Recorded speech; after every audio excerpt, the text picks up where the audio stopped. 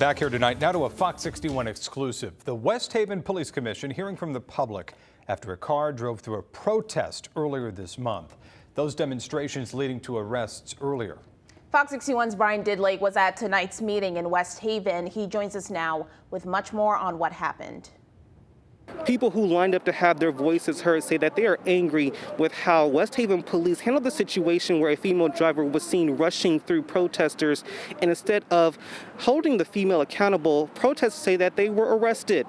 Police say that they are here to listen and find a way to move forward.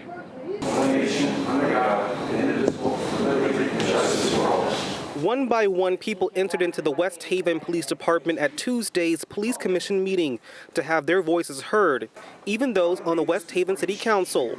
The culture we have established here is something that people are no longer tolerating. We don't want a culture where we can't trust law enforcement. We want trust, honesty, and most importantly, community relationship. Spaced out and socially distanced, people had 3 minutes each to share their thoughts. Thoughts stemming from this incident where you see a car going through a protest on Main Street.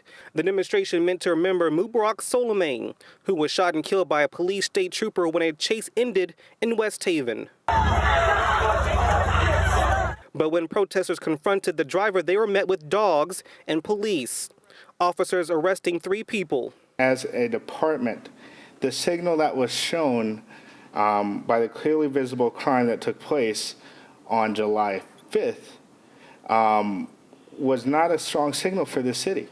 I want to know why the woman who drove her car through the protesters, why she was not arrested. I want to know why the protesters were arrested when the last one was released. He didn't even really know why he was arrested, and why police dogs were used as a weapon to keep people in line. I got you, bro. I got you, bro. One of the protesters who was tased and arrested, Kurt Erickson, came out to address the department that charged him with assaulting an officer.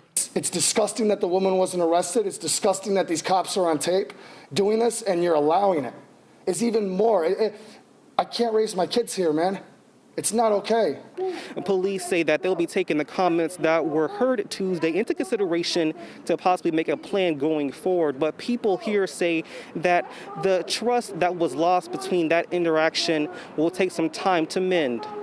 In West Haven, Brian Didlake, Fox 61 News.